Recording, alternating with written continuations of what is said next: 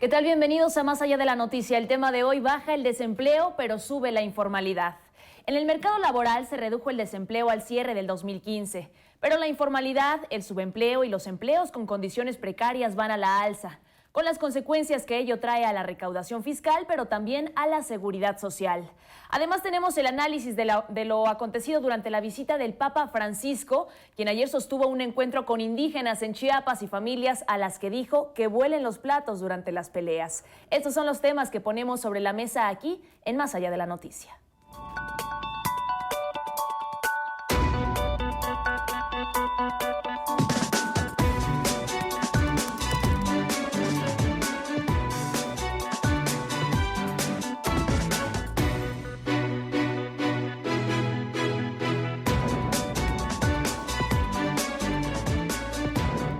¿Qué tal? Bienvenidos a esta mesa de análisis. Con el gusto de siempre les saluda Rocío Gutiérrez, quien estará a lo largo de esta hora ya en compañía de nuestros panelistas aquí presentes para abordar el tema de la baja en el desempleo, sí, pero sí ese incremento que hemos tenido en la informalidad, el incremento que hemos tenido también en esas condiciones precarias para nuestros trabajadores.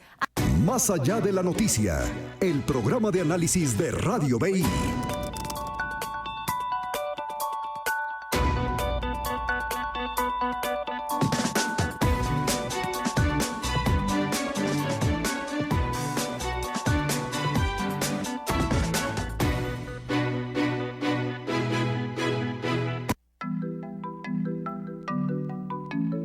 De acuerdo con las cifras dadas a conocer por el INEGI, la tasa de desempleo en México se redujo a 4.2% como proporción de la población económicamente activa, pero simultáneamente repuntó la informalidad laboral y subió el número de personas con empleos precarios. Según el reporte del cuarto trimestre del 2015 de la Encuesta Nacional de Ocupación y Empleo, el INEGI detalló que la población desocupada se situó en 2.2 millones de personas, la cifra más baja desde el 2008. No obstante, consignó también que del cuarto trimestre del 2014 al cuarto trimestre del año pasado, la tasa de informalidad laboral repuntó a 58.2% de la población ocupada desde un nivel de 57.9%. Al cierre del 2015 se sumaron a la informalidad 1.144.000 personas, con lo que el conteo de empleados informales del país llegó a 30 millones de personas. Por su parte, la precariedad laboral se profundizó, pues la proporción de personas en condiciones críticas de ocupación creció de 12% a 12.8% de la población ocupada. La precariedad laboral considera a quienes trabajan menos de 35 horas a la semana por motivos ajenos a sus decisiones, los que trabajan más de 35 horas semanales, pero que tienen ingresos mensuales inferiores al salario mínimo, y los que trabajan más de 48 horas a la semana, pero no ganan más de 2 salarios mínimos. Bien, continuamos con más de esta mesa de análisis. Quiero darle la bienvenida. En el estudio nos acompaña Fernando Carrillo López. Él es director de consultoría o consultor de Accessori y también es editorialista en Buenos Días Aguascalientes, aquí en Radio BI.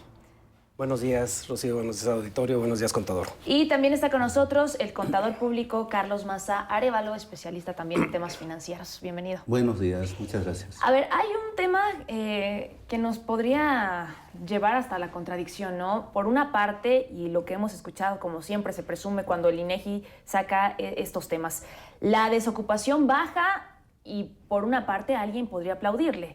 Pero por la otra está la informalidad, que ya decía en la cápsula, más de 1 millón de personas en 2015 se sumaron a la informalidad porque no encontraron otra condición de trabajo. Luego, las condiciones precarias, es decir, sí, más tienen trabajo, pero o trabajan más horas y ganan menos o los ingresos ni siquiera les alcanzan. A ver, entonces yo les preguntaría, ¿esta disminución en el desempleo y el aumento en la informalidad significa un traslado de una condición a otra, Fernando?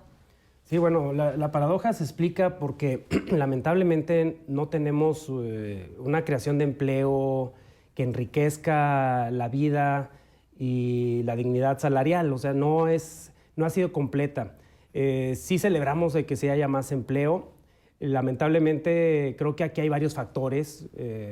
Por ejemplo, cuando lo hay, el empleo no es suficiente y la gente, pues bueno, busca en la informalidad un compensar lo que no pagan los empleos formales, que muchas veces no solo son bajos en salarios, sino también son de una extenuante carga laboral. Las empresas maquiladoras, las transnacionales que están ofreciendo trabajos, pues ofrecen jornadas laborales que, pues bueno, con un bajo sueldo, la verdad es que no compensa. Y la gente pues ve mejor en la informalidad, en el comercio informal, en pues, incluso cualquier actividad que pueda recuperar un poquito más.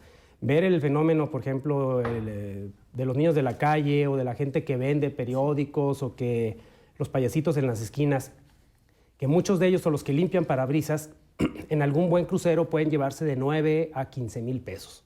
¿No? Eso es lo que se llama mensualmente. Entonces, bueno, un trabajo formal... Ni les des ideas. No, pues está... No, sí es cierto. Sí, es lamentable porque, pues bueno, ¿para qué estudio yo toda una carrera o para qué voy a un empleo formal cuando lo más que nos está dando las estadísticas son 2 salarios mínimos?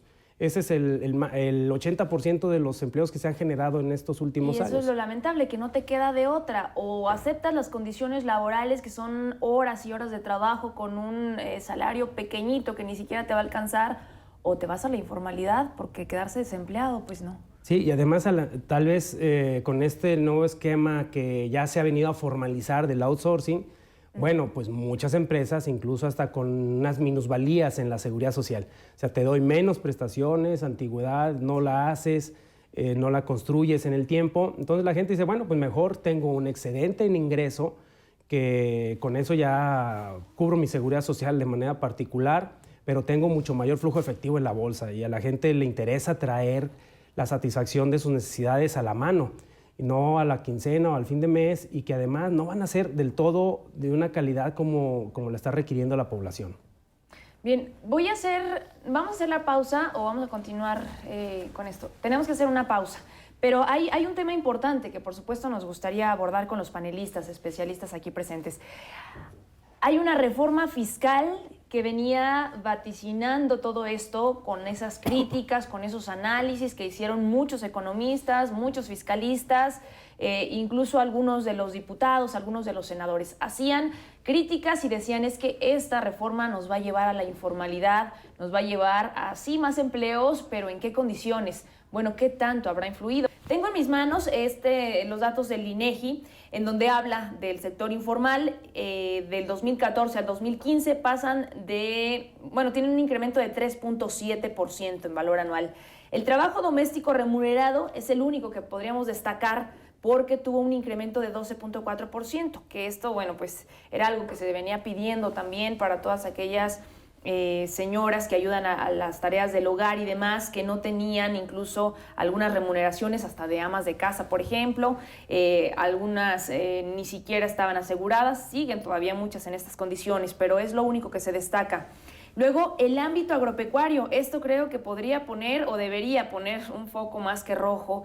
Tiene un decremento, es decir, bajó en 17.6%, uno de los principales empleadores durante muchos años en México, tiene caída estrepitosa.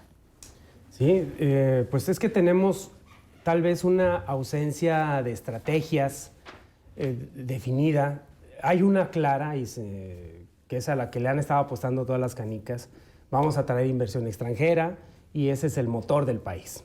Y bueno, hoy que tenemos un panorama muy gris este año, donde la inversión extranjera ya está empezando a bajar, donde ya esa inversión extranjera que tuvimos el año pasado y que nos dio datos gloriosos de Producto Interno Bruto a nivel de los países más dinámicos del orbe, pues ya no lo vamos a tener porque incluso, bueno, pues ya se está hablando que Nissan 2, bueno, va a tener un paro técnico, y el turno de la tarde, bueno, pues se va a suspender porque ya no están las mismas condiciones en Estados Unidos de compra de vehículos. Y bueno, el apostarle toda esta estrategia ha hecho que se descuide el campo, que se descuide el sector servicios, que se descuide el mismo sector industrial propio mexicano, el nacional. Y pues bueno, le estamos apostando todas las canicas a aquello que es, vamos a decir, de corto plazo, o sea, nos saca del problema de inmediato, que lamentablemente, bueno, pues esta precariedad del empleo eran temas que no veíamos antes. Sin embargo, hoy la pobreza del salario o salarial, precariedad en el empleo son temas que hoy sí tenemos que analizar porque lamentablemente vienen aparejados con estas inversiones extranjeras, que son las que no están remunerando de manera digna a los trabajadores. Y bueno, en otros sectores, bueno, pues no hay la prioridad. Entonces, pues el campo, la industria nacional, el mismo mercado interno, curiosamente nos estamos echando la soga al cuello. Si pagamos mal, no hay manera que consuma la gente, y si no consumimos de lo nuestro, nosotros mismos... Fortalece el mercado interno. ¿No? Pues sí, no hay manera de que podamos salir de manera airosa, no solo ahora, sino tenemos un futuro muy incierto porque no le hemos apostado. De hecho, este problema que tenemos con el dólar, lo hemos tenido siempre y sin embargo no nos hemos preparado. Los programas de sustitución de importaciones... Bueno, desde que tengo uso de razón se manejan. Sí, ahora que suba el dólar, bueno, pues al menos nosotros aquí internamente, la industria nacional se le capacita y se le forma para que pueda sustituir importaciones y nos fortalecemos. Pero no se ha hecho. Y finalmente nos llega la sorpresa del incremento del dólar y ni estamos listos para exportar porque no hemos...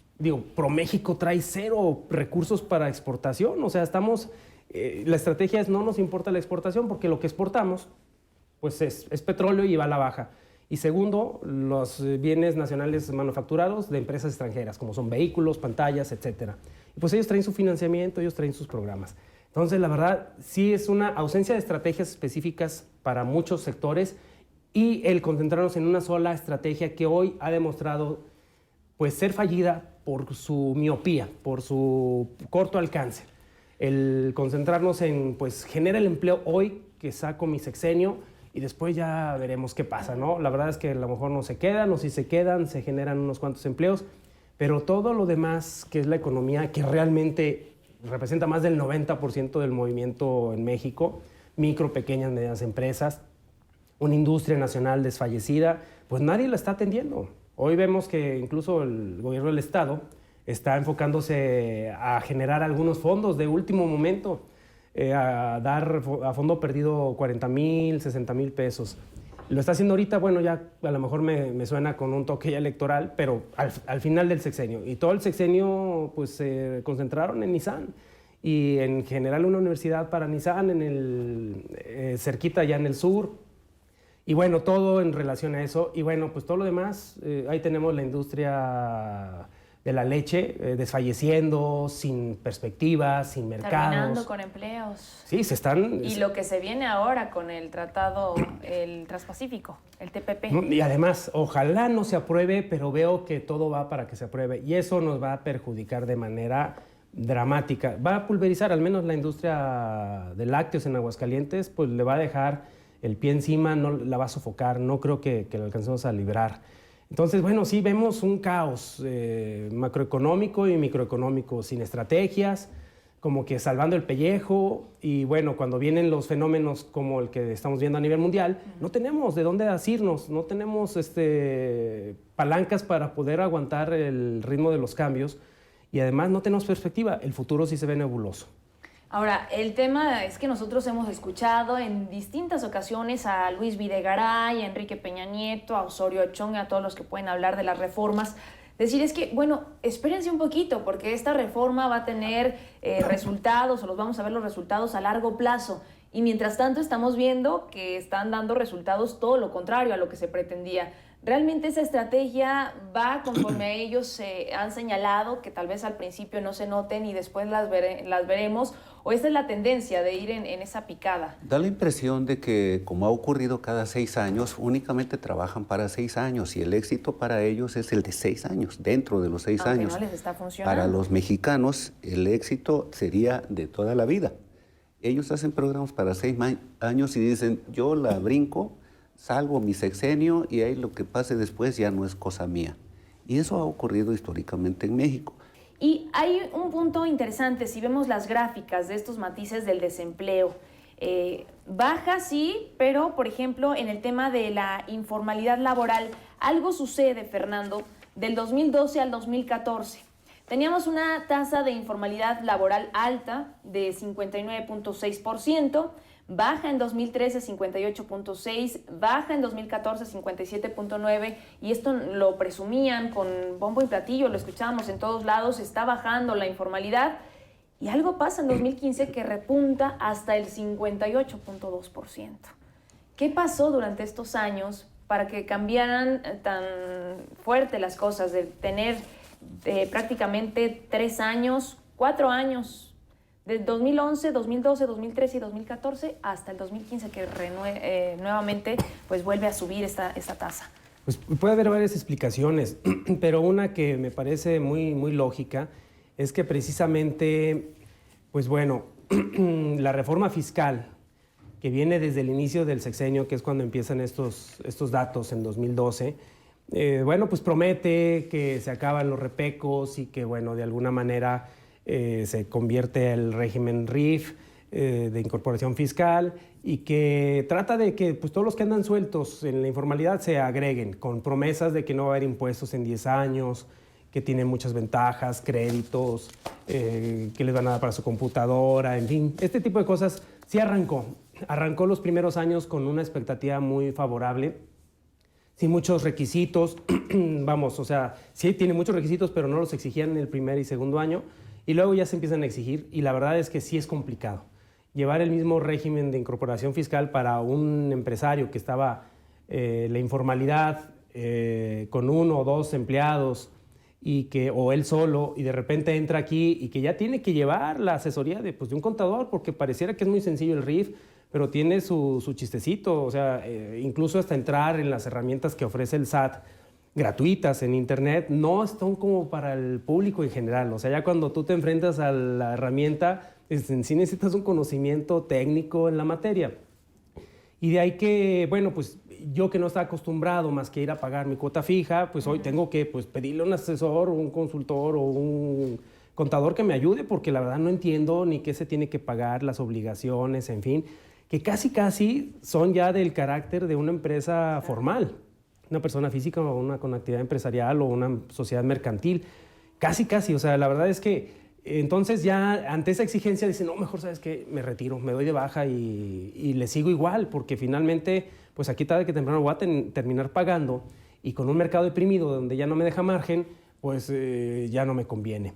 Entonces, bueno, creo que resultó contraproducente en el mediano plazo y de ahí que ya empieza a la baja y creo que va a seguir. La verdad es que ante la crisis que se nos avecina, ahorita estamos hablando de números negros, o sea, qué bueno que el empleo va un poquito creciendo. Tuvimos un enero atípico con ventas del ANTAD crecientes, ventas de vehículos nuevos también crecientes, pero es un fenómeno que duró en enero. Vamos a ver ahora febrero y marzo, creo que no va a sostenerse y que vamos a empezar a ver este año ya no los números alegres del 2015 con el que terminó el cuarto trimestre y que estamos analizando esta estadística, sino que va a empezar a haber desempleo. Y ya tenemos hasta una advertencia de otro posible recorte para 2016 y uno posible para el 2017 con este panorama pues adverso que tenemos en tema económico.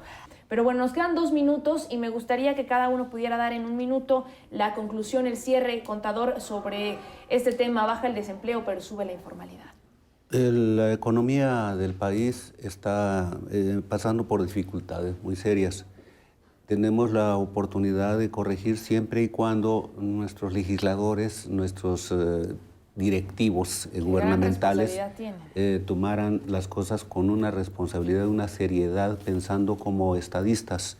Esto es pensando en el largo plazo, no pensando únicamente como chapulines o gobernantes temporales, únicamente en resolver su trienio, resolver su sexenio y dejándonos a nosotros pues con los mismos problemas de siempre. Fernando Carrillo. Sin efecto, yo creo que la oportunidad histórica, al menos para Aguascalientes, sé que a nivel nacional, pues no, el proyecto es uno y ha sido, bueno, llevado hasta sus últimas consecuencias. No vemos que vaya a ser la solución las reformas estructurales, al menos en este sexenio. Entonces yo creo que pensaría en un microclima, o sea, vamos a pensar en Aguascalientes. Vienen las elecciones, no he visto de ninguno de los candidatos más representativos y con más posibilidades de ganar un proyecto económico. La verdad sí tendríamos que hacer algo propio para Aguascalientes, pensarlo como si fuéramos una isla y empezar a trabajar a lo interno. Claro. Creo que se pudieran hacer cosas interesantes. Sin embargo, veo más continuismo, a seguir lo mismo que se ha dado y la verdad eso ya se agotó. No nos ha dado satisfacción, malos salarios, precariedad laboral, un estilo de vida negativo, una calidad de vida paupérrima. Entonces yo creo que es una buena oportunidad para que los candidatos de cara a larguísimo plazo, como dice el contador, se plantee un proyecto de más de 20 años. Bien, yo de verdad les agradezco muchísimo, nos tenemos que despedir, pero es un tema del cual vamos a seguir insistiendo porque nos está afectando y cada vez es mayor, además con estas tendencias que tenemos. Se aplaude por un lado el tema de que haya más empleos, pero también esas condiciones y el tema de la informalidad nos está pegando mucho. Muchas gracias, Fernando Carrillo y Carlos Maza Arévalo, bienvenidos y pues siempre aquí, esta es su casa. Agradezco también a toda la gente que nos acompaña, a toda la producción y a ustedes que como todos los días están muy al pendiente. El día de mañana lo esperamos en punto de las 9 de la mañana. Rocío Gutiérrez le desea muy buenos días y recuerde, hoy mejor que ayer, mañana mejor que hoy. Más allá de la noticia, de lunes a sábado a las 9 de la mañana por Radio BI, la estación que da las noticias.